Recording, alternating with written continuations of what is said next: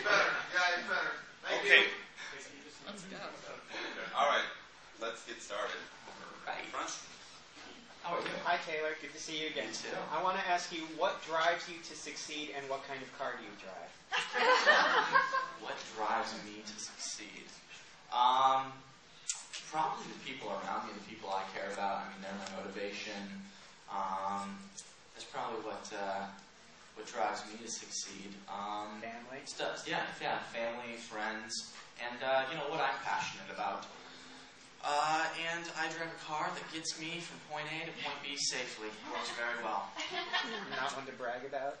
No, but it works. Has a couple wheels on it. It's good.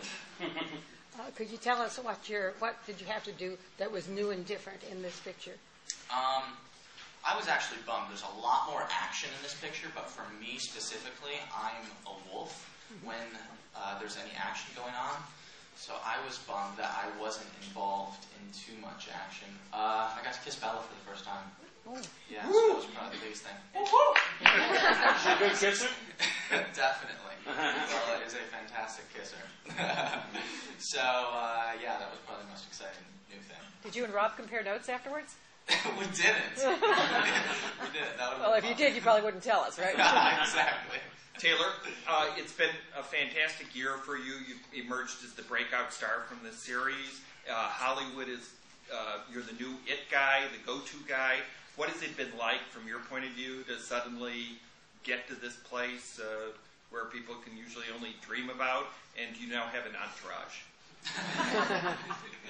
I don't know about that, but it's exciting. I mean, this franchise has been such an incredible platform.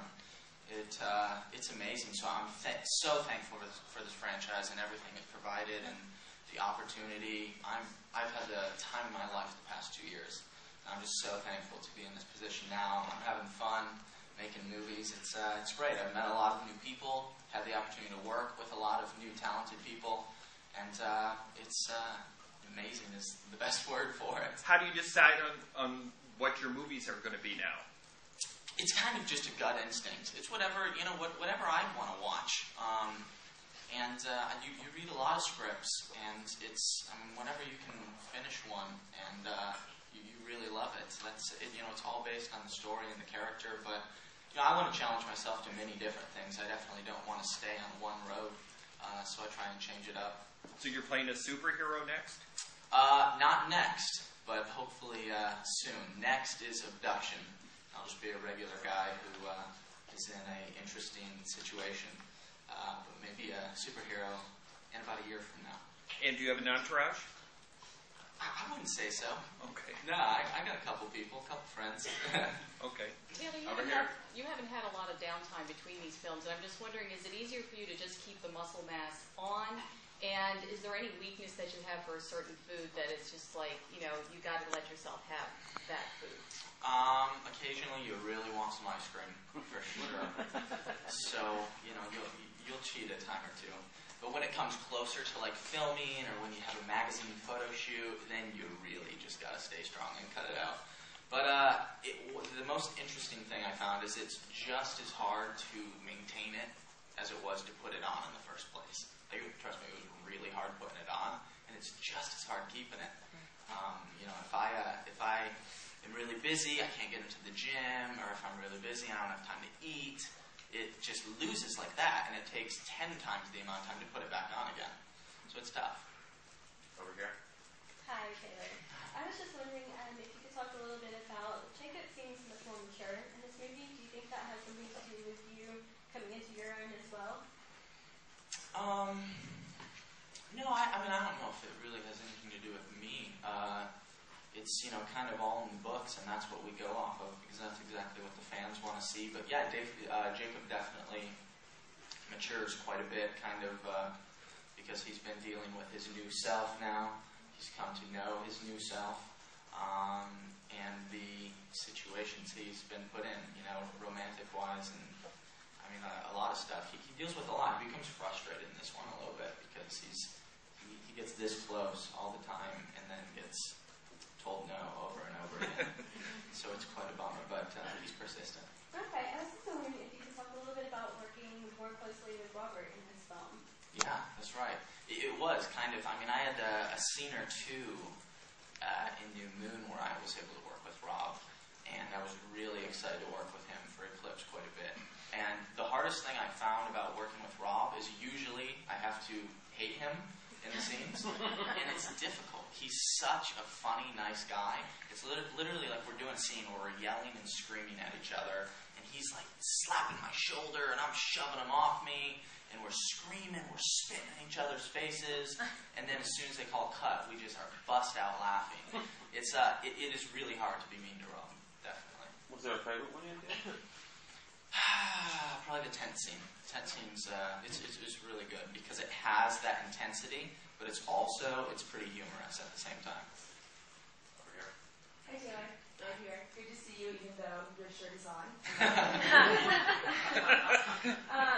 Yeah, so you're kind of half naked through the whole thing. One of the favorite lines that had all our audience cracking up is when Edward tells Bella, like, can you just put on a shirt?